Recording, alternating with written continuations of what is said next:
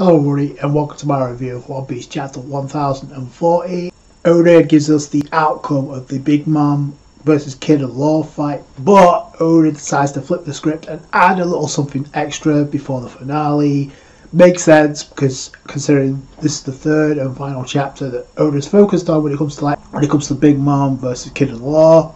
With this, no question about it, their values are going to shoot up. The only question is to how much. Let's start off with the cover page, and we're back with the German 66 escape cover story back at Whole Cake Island, which I'm kind of curious about what will happen when the rest of the Big Mom pirates there will learn about Big Mom's defeat. I think it's pretty crystal clear that Big Mom will come back into the picture. The only question is when and where.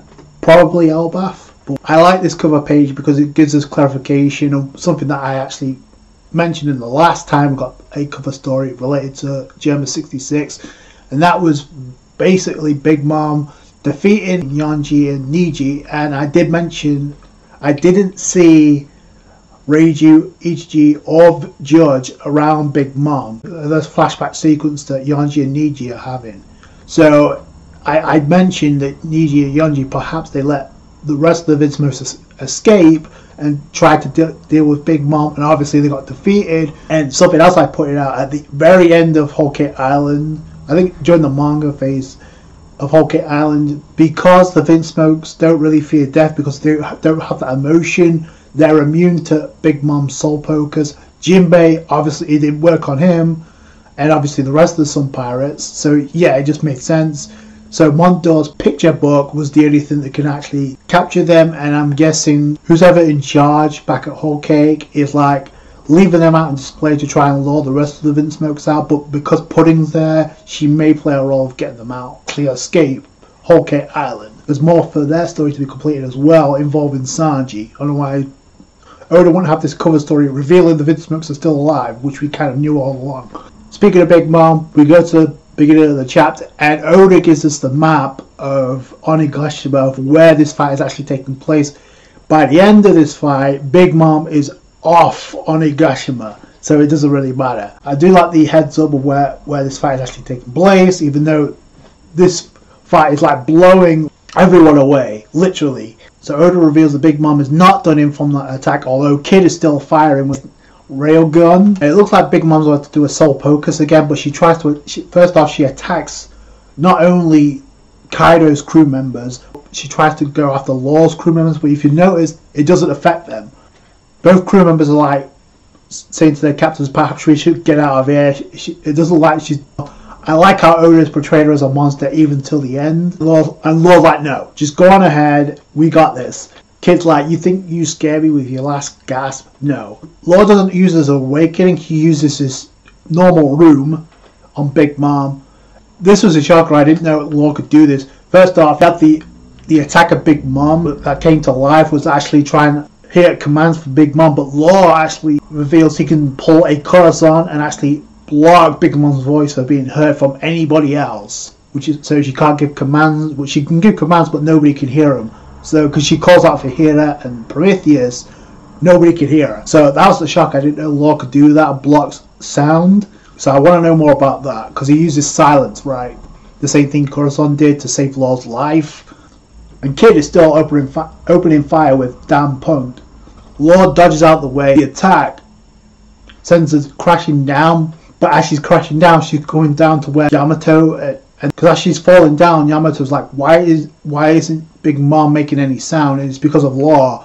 Comedic purposes, it makes sense because Law's like, I don't like your annoying screeching, so I'm just going to shut you up. And I like as this is going on, she's like, this is like a montage of what's going on elsewhere. So yeah, this was a pretty smart chapter for Oda to handle, to not only wrap up Big Mom versus Law and Kid, but also give us a look into what's going on elsewhere with other plot points that matter besides Luffy and Kaido. I like that the Law's final attack against Big Mom is reminiscent to Corazon. I don't know if it's actually Corazon's attack, if he learned that, or if it's part of his Devil Fruit. I kind of want to know more about Kid though, to be honest with you. Maybe we will towards the end, because I think regardless of what happens by the end of Wano, we won't be seeing Kid and Law for a while.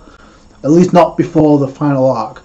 when the war against the world government takes place. And like I said, we got montages of what's going on elsewhere, and if you look closely, you see Chopper, Miyagi and Tristan, you see Brooke and Robin, but I don't see where Zoro's at, because we kind of thought the Grim Reaper that was Zoro is them in disguise, because you see literally Zoro in the next panel below literally fall down, shot because of Big Mom crashing down. And as Big Mom is going down, by the way, she's like, are you listening, Roger? She's blaming Roger for like saying what he did about causing pirate error because of what he said, and it inspired a lot of pirates, two of them being Kid and Law.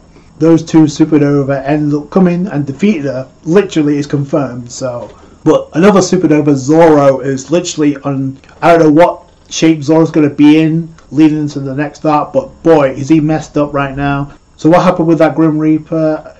Was it Brooke and Robin, or was it somebody else? So we also see Fukurakuju and Raizo, and to me it looks like that plot point is done and it couldn't come any sooner, because yeah, that fight needs to end as well. So I find it funny that if it is over, it ended in the same chapter the Kid and Law versus Big Mom ended, because you see Fukurakuju literally like a bitch on the floor crying for water, and Raizo is just standing there with flames surrounding him, like he doesn't give a shit. So that's on some Odin type vibes. So I guess he got his win, he got his shout out to Odin. But the most important part, to me at least, is the whole sequence with Hiyori and Orochi right now, because we see Orochi on the ground, at least paralyzed, and Hiyori is like just playing the song. So I'm wondering if that's leading to anything, if Orochi is really in an illusion right now and he can't escape it, and Hiyori's actually done something to him. I kind of want to see that plot point, because it looks like it's not going to be a fight unless Orochi actually fires back. I find it interesting Odin decides to reveal and wrap up some other plot points in the same chapter. Again, I got to call out to Oda and his art with the shading with Big Mom. Even falling in defeat, Big Mom looks like a boss. She falls down to the ground, and you can see where Onigashima is, and you can see how close the explosion is from the Flower Capital. So they really dodged the bullet, no pun intended. And with that, as Big Mom falls, the victory box is there. Kid and Law have beaten Big Mom. It's huge, no question about it. The respected crew members said this is massive. They defeated Big Mom. Just wait until Morgan's News get a hold of this, because he said bounties for Kid and Law are going to shoot up. I expect Luffy's as well as Zoro's, and the rest of the Straw Hats to shoot up too. But yeah, if that holds true and Fukurakuju versus Raizo is done, that means there's one fight to wrap up, and that's obviously Kaido versus Luffy, round 3. And I like this plot point because actually the hole in the ground gives a reunion to like Yamato and Momonosuke, because Momonosuke's like, yo Yamato, I can see you now. Well, why is there a hole in the basement? And Yamato's just explaining that one of the bombs just went off. Thankfully, I was able to freeze the others before. So one of the explosions made it off Onigashima away from the Flower Capital. The other explosions are frozen thanks to Yamato's breath blast that she froze over. So that's pretty cool. And then Oda seems to tease us with the other plot point that we have not seen, that he cut away from, and that is Zounisha and what's going on with that. Momonosuke is like, okay, Zounisha is getting pretty close now. Again, remember there's a noise coming from Zounisha that hasn't been explained yet, that both Roger and Odin, and I think Luffy and Momonosuke mentioned as well, that needs to get addressed at some point. And then Momonosuke proceeds to say it committed a serious crime 800 years ago, back when it was Joy Boy's companion. So now we have, okay, some semblance of an idea of why he was punished. I guess the question is, who was he punished by? Hoping once we'll get a huge revelation about Zounisha, maybe ties into the Void Century. If we're close to finding out what Zounisha did 800 years ago, then I'm pretty sure that Oda's going to reveal who's on, if there's an admiral on those warships, and if Zounisha's going to be taken down. Because I still think if there's no admiral, if there's no threat on those warships, then Zounisha's going to play a role of how the Straw Hats escape. Remember, Cypher Pole is still on Wano. We still need to get the Rob Poneglyph that's on Wano, because Robin needs to decipher that to give that information to Luffy. There's still a banquet to induct Jinbei, the biggest banquet that Luffy mentioned. So that plot point has to get solved to wrap up Wano. After the fight, there's a lot to go in the aftermath of Wano. There's obviously the goodbye with Otama and Luffy, because you know that moment's coming. Also, I'm pretty sure we will see Big Mom again, just because we don't know where the rest of the Big Mom pirates that went to Wano are at right now. We haven't seen them since Marco kicked them down. I'm still not convinced they're all done in, unless Oda really wants to write off the Big Mom pirates, the remnants of Big Mom pirates, back in Whole Cake Island. And I'm pretty sure they're going to get the news about Big Mom's defeat. Yeah, this chapter was monumental. Also, do you want to make a prediction? Do you think it's possible the ending of Wano or the ending of the fight is going to happen before or at chapter 1050? Because I personally do. Given the way Oda's going with the pacing, it looks like we're going to get a flashback of Zounisha next chapter, so I can't wait for that. That's going to do it for you guys. Thank you so much for watching. Like the review if you did, thumbs up, I appreciate that. Subscribe to for One Piece.